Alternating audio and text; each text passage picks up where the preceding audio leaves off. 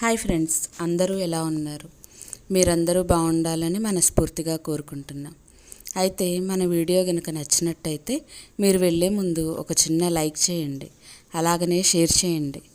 వీలైతే మాత్రం దయచేసి నచ్చినట్టయితే సబ్స్క్రైబ్ చేసుకోండి. పక్కనే ఉన్న బెల్ కూడా యాక్టివేట్ చేసుకోండి. అప్పుడే నేను చేసే వీడియో నోటిఫికేషన్స్ మీ దాకా వస్తాయి. ఇక కథలోకి పోదాం. అఖిల అనే పేరుకు తగ్గట్టే అందమైన రూపం. ఆమె కనులు నెమలి కన్నుల్లాగా ఉంటాయి. అలాగనే ఆమె ఒంటి తీరు సినిమా హీరోయిన్కి ఏమాత్రం తీసిపోదు. ఆమె శరీర రంగు వర్ణనాతీతం.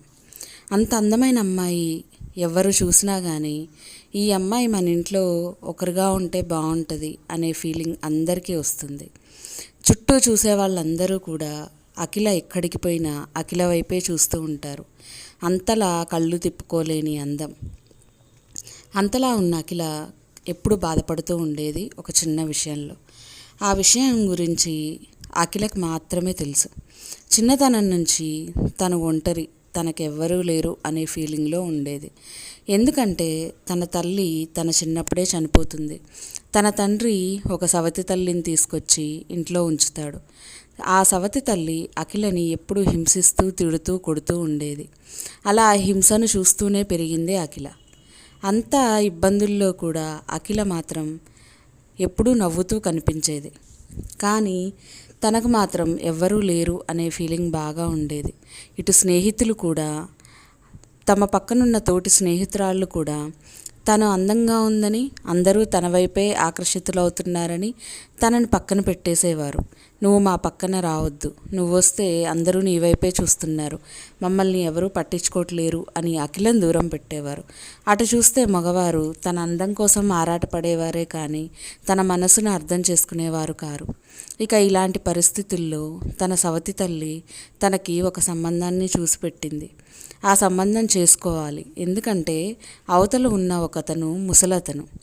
అతనికి అప్పటికే 4 భార్యల్ని పెళ్లి చేసుకొని వాళ్ళు సూసైడ్ చేసుకొని చనిపోయారు. ఇక అఖిలను చూసిన ఆ ముసలివాడు తననే పెళ్లి చేసుకుంటా అని ఆ సవతి తల్లికి ఆశ చూపిస్తాడు. అలా డబ్బాశ చూపించేసరికి ఆ సవతి తల్లి అఖిలని ఆ ముసలివాడికిచ్చి పెళ్లి చేయాలి అనుకుంటుంది. ఇక అదంతా చూసిన అఖిల ఎలా అయినా ఇక్కడి నుంచి వెళ్ళిపోవాలి, ఇక తనకి ఎవ్వరికీ లేని ప్రపంచానికి వెళ్ళిపోవాలి అని నిర్ణయించుకుంటుంది.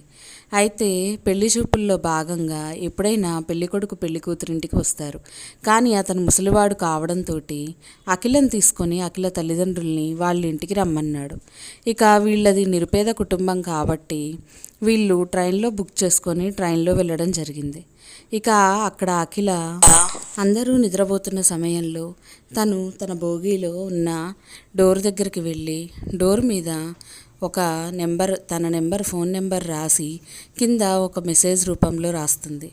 అలా రాసిన తర్వాత అఖిల వాళ్ళ ఊరు వెళ్ళిపోతారు. ఇక ఆ తర్వాత వారం తర్వాత అదే ట్రైన్లో ఆకాష్ ప్రయాణిస్తూ ఉంటాడు. అయితే ఆకాష్ పెద్దగా ఎక్కువగా చదువుకోలేదు. అలానే ఇంటిలో ఫ్యామిలీ ప్రాబ్లమ్స్ కూడా ఎక్కువే ఆకాష్కి. తన కింద ఉన్న చెల్లెళ్లను, తమ్ముళ్లను చదివించే బాధ్యత ఆకాష్ మీదే ఉంటుంది. చిన్నపాటి ఉద్యోగం చేస్తూ ఉద్యోగం నిమిత్తమై తను వేరే ఊరు వెళ్లాల్సి వచ్చినప్పుడు తను కూడా అదే ట్రైన్ ఎక్కుతాడు. అయితే అదే బోగీలో ఉన్న ఆకాష్ బోగీ మీదకి ఒకసారి కళ్ళు పెట్టి చూస్తాడు ఆ డోర్ మీదకి. అలా డోర్ మీదకి చూసి పరిశీలించి చూస్తే ఒక ఫోన్ నెంబర్ రాసి ఉంటుంది. ఆ ఫోన్ నెంబర్ కింద నిజంగా నన్ను ఇష్టపడే వాళ్ళు ఎవరైనా ఉంటే నా నెంబర్కి ఫోన్ చేయండి, నేను మీకు రిప్లై ఇస్తాను, నా దగ్గరికి రావచ్చు అని చెప్పి రాసి పెట్టుంటుంది. అయితే ఇది చూసిన ఆకాష్ ఎవరో సరదాగా రాసుంటారు. అయితే సరదాగా రాసిన వాళ్ళని మనం కూడా సరదాగానే ఆట పట్టిద్దాము, ఈ ఫోన్ నెంబర్కి ఫోన్ చేస్తే తెలుస్తుంది కదా అని అనుకుంటాడు. ఇక ఆ ఫోన్ నెంబర్కి ఫోన్ చేస్తాడు. ఫోన్ చేయంగానే అవతల ఆడగొంతు వినిపిస్తుంది. ఎవరు మీరు అని అడుగుతుంది అవతల ఆడగొంతు. ఇటు ఆకాష్, నా పేరు ఆకాష్ అండి, ఈ భోగిలో ఉన్నాను. అయితే ఈ డోర్ మీద మీ నెంబర్ రాసి ఉండి కింద మెసేజ్ ఉంది, సో అది చదివి మీ నెంబర్కి నేను ఫోన్ చేశాను అని అంటాడు ఆకాష్. అది విన్న అఖిల, అవునా, ఆ నెంబర్ నాదేనండి, నేనే రాశాను, అయితే మీరెవరు, మీరేం చేస్తుంటారు అని అడుగుతుంది అఖిల. వీళ్ళిద్దరూ కాసేపు మాట్లాడిన తర్వాత ఆకాష్ అడుగుతాడు అఖిలని, మీరు ఇక్కడ ఫోన్ నెంబర్ ఎందుకు రాశారు, ఏ ఉద్దేశంతో మీరు రాశారు, మీరు ఇచ్చే గిఫ్ట్ ఏంటి అని అడుగుతాడు. అలా అడిగినప్పుడు ఆ అఖిల అంటుంది, అప్పుడే మీకు అన్నీ చెప్పలేను, కానీ మీరు నాకు ఫోన్ చేస్తూ ఉంటే, ప్రతిరోజు ఫోన్ చేస్తూ ఉంటే నేను మీకు అన్ని విషయాలు చెప్తాను. అలానే మీకు కూడా నేను ఊహించనంతగా ఒక సర్ప్రైజ్ గిఫ్ట్ ఇస్తాను అని అంటాడు. కానీ ఇతను ఆకాష్ చూడటానికి చామంచాయ రంగులో ఉన్నందువల్ల, ఇతనికి డబ్బు కానీ ఆస్తి కానీ లేకపోవడం వల్ల ఇతన్ని ఎవ్వరూ పట్టించుకునే వాళ్ళు కాదు. వయసు దాటిపోతున్నా కానీ కింద ఉన్న చెల్లెళ్ళు తమ్ముళ్ళ భారం తీర్చడం కోసం పెళ్లి చేసుకోకుండా అలానే ఉన్నాడు. అలాంటి ఒక వ్యక్తికి ఆడవారు ఫోన్ చేసేసరికి ఇక తనకి మాట్లాడాలి అనిపించి మాట్లాడడం కొనసాగిస్తూ, సరే నేను ప్రతిరోజు మీకు ఫోన్ చేస్తాను తప్పకుండా అని అంటాడు.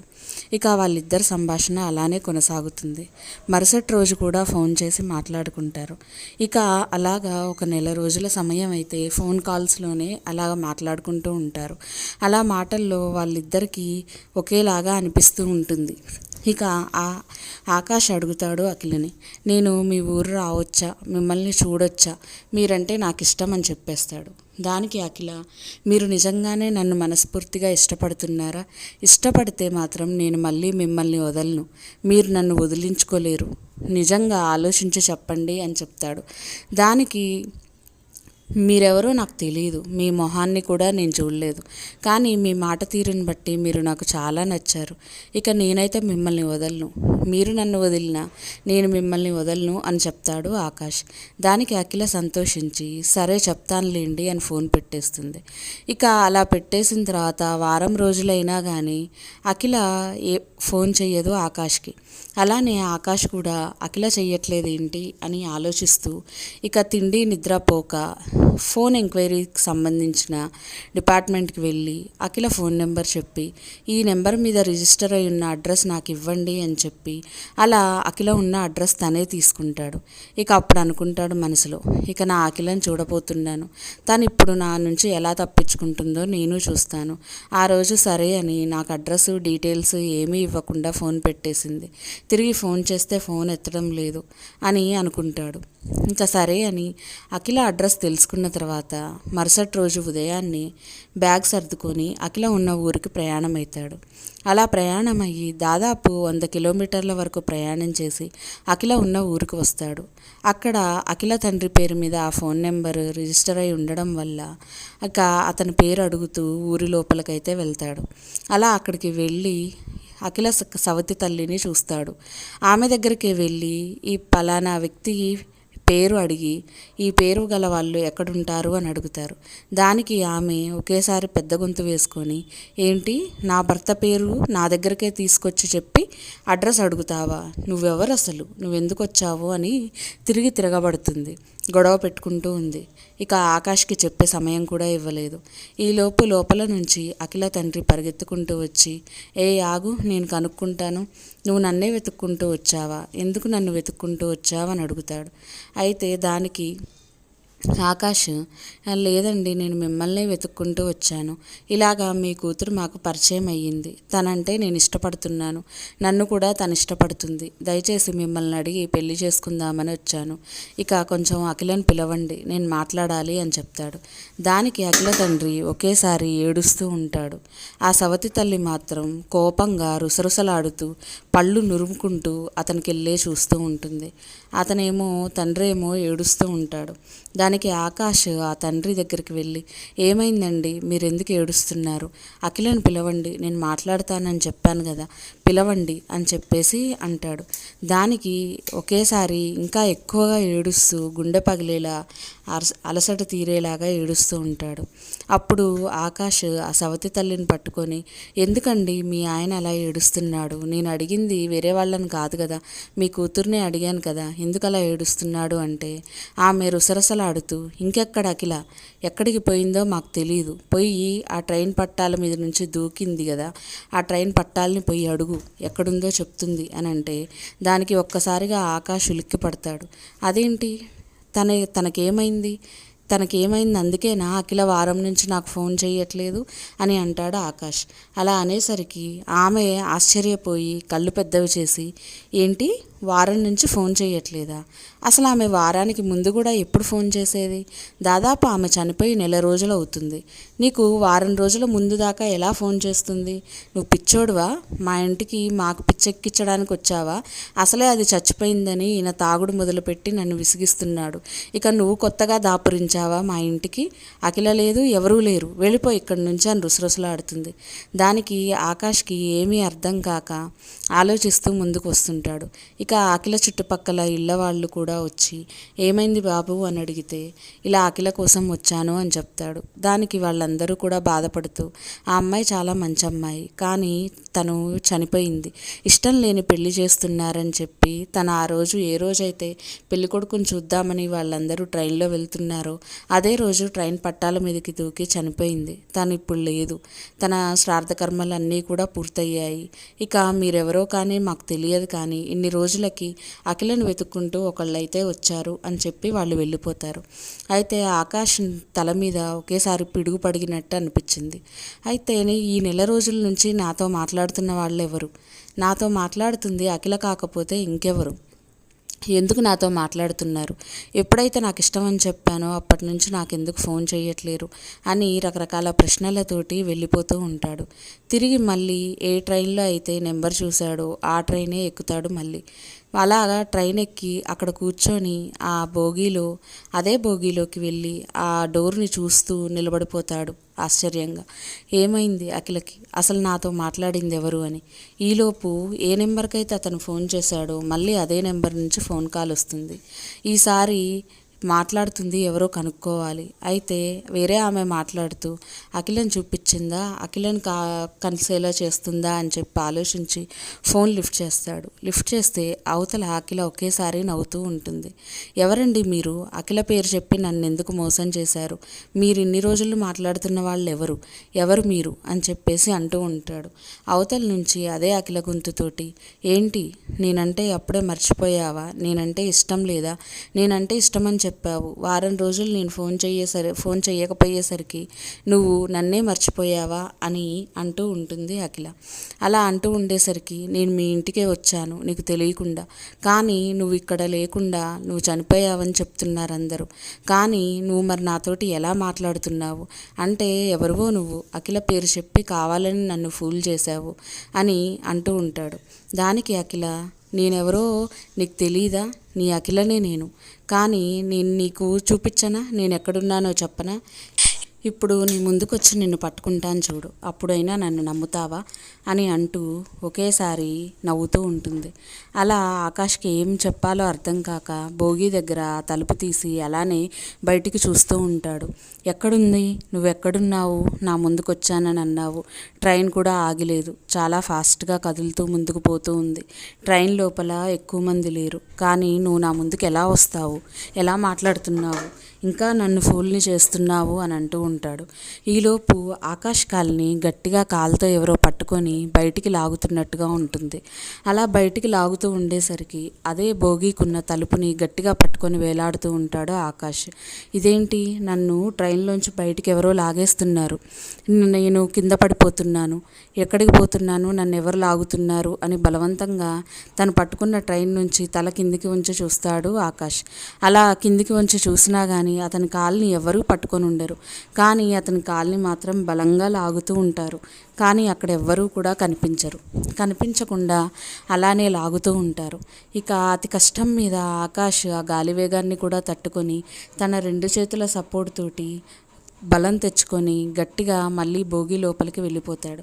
అలా లోపలికి వెళ్ళిపోయిన ఆకాష్ ఒక్కసారిగా ఉలిక్కిపడి కంగారు పడుతూ ఆయాసపడుతూ టెన్షన్ పడుతూ మొహం నిండా చెమటలు వచ్చి అసలు ఏం జరుగుతుందో అర్థం కాని పరిస్థితుల్లో అక్కడే కుప్పకూలిపోతూ అక్కడే పడిపోయి ఉన్న ఫోన్ని తీసుకుంటాడు. అయితే అఖిల లైన్లోనే ఉంటుంది. అతను ఫోన్ చెవి దగ్గర పెట్టుకుంటాడు, కానీ ఎవరూ ఏం మాట్లాడకుండా చాలా నిశ్శబ్దంగా అయిపోతూ ఉంటారు. అవతల నుంచి అఖిల, అర్థమైందా? ఇప్పుడు నేను నిన్ను పట్టుకున్నాను కదా, ఇప్పటికైనా తెలిసిందా అని అంటుంది. దానికి ఆకాష్ ఒకేసారి భయపడిపోతాడు. ఎవరు నువ్వు? అసలు నాకెవ్వరూ కనిపించలేదు, ఎవరో నన్ను బయటికి మాత్రం గట్టిగా లాగారు. ఎవరు నువ్వు అని చెప్పేసి అంటూ ఉంటాడు. దానికి అవతల నుంచి గట్టిగా నవ్వుతూ, ఎవరేంటి, నేనే నీ అఖిల్ని, నేను నిన్ను వదలను, నేను ఎక్కడికైతే వెళ్ళానో అక్కడికి నిన్ను తీసుకువెళ్తాను. నువ్వే చెప్పావు కదా, నువ్వు ఉండే చోటుకి నేను వస్తాను, ఖచ్చితంగా నేను కలుస్తాను, నువ్వంటే ఇష్టం, నువ్వు లేనిది నేను బతకలేను అని అన్నావు. నా జీవితంలో అలా అన్న మొదటి వ్యక్తివి, నన్ను చూడకుండా నన్ను ఇష్టపడ్డ మొదటి వ్యక్తివి. నేను ఎలాగా వదిలేసుకుంటాను, నాకు నువ్వు కావాలి, రా, నువ్వు బయటికి రా అని అంటూ ఉంటుంది. దానికి ఆకాష్ బిత్తరపోయి ఫోన్ కింద పడేసి పరిగెత్తుకుంటూ భోగి లోపలికి వెళ్ళబోతూ ఉంటాడు.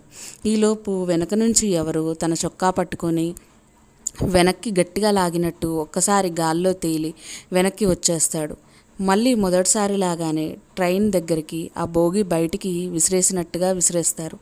మళ్ళీ అక్కడ ఉన్న ఆ ట్రైన్కి ఉన్న కిటికీలను పట్టుకొని వేలాడుతూ కాపాడండి కాపాడండి అని గట్టిగా అరుస్తూ ఉంటాడు ఆకాష్. అలా గట్టిగా అరుస్తూ ఉంటే ఆ శబ్దాలకి ఆ బోగి లోపల పూర్తిగా నిద్రస్థాయిలో ఉన్న మిగతా ప్రజలందరూ కూడా లేచి వచ్చి చూస్తూ ఉంటారు. గాలిలో ఒక్కడే తేలుతూ ఉంటాడు, ఆ కిటికీలను మాత్రమే పట్టుకొని వేలాడుతూ ఉంటాడు. అలా చూసిన వాళ్ళందరూ కూడా ముందుకు వచ్చి అతన్ని పట్టుకొని సాయం చేసి లోపలికి లాగుతారు. నీకేమైనా పిచ్చా బాబు, నువ్వు చనిపోదామనుకుంటున్నావా, మళ్ళీ చనిపోతూ కాపాడండి అని ఎందుకు అరుస్తున్నావు అని అంటారు అందులో ఉన్న వాళ్ళందరూ కూడా. అయితే ఆకాష్ ఈ విషయం గురించి ఎవరికి చెప్పినా ఎవరూ నమ్మరు, ఎందుకంటే ఇది నమ్మే విషయం కూడా కాదు. తను చనిపోయి ఒక దయ్యంలాగా వచ్చి తనని ఆకాష్ని కూడా చంపడానికి ప్రయత్నిస్తుంది అని చెబితే వీళ్ళందరూ నన్ను పిచ్చోడిని అనుకుంటారు. వీళ్ళకి ఈ విషయం ఇప్పుడు చెప్పి నాకు నేనే పిచ్చోడిననే ముద్ర వేసుకోలేను అని చెప్పి, లేదండి గాలికి నిలబడ్డాను, అలా ఒకేసారి గాలి ఎక్కువ వచ్చేసరికి బయట పడబోయాను, అందుకే అరిచాను అని చెప్తారు. దానికి మిగతా వాళ్ళందరూ కూడా, సరే బాబు, ఈసారి అలా డోర్ల దగ్గర నిలబడమాకు, రా మాతో పాటని దగ్గరుండి అతన్ని తీసుకువెళ్ళి అతను ఎక్కడైతే సీట్ ఉంటుందో అక్కడ కూర్చోబెడతారు. కూర్చోబెట్టిన ఆకాష్కి ఒంటి నిండా చెమటలు పడుతూ ఉంటాయి. తన ఫోన్కి వెళ్ళి చూస్తాడు. ఫోన్ ఎక్కడైతే తను జారి పడబోయాడో అక్కడే ఉంటుంది ఆ ఫోను. తీసుకొద్దామని ప్రయత్నిద్దామంటే భయం వేస్తుంది, మళ్ళీ ఆ ఫోన్ కాల్ వస్తుందేమో అని చెప్పి ఇక అలాగే అక్కడే కూర్చుండిపోతారు.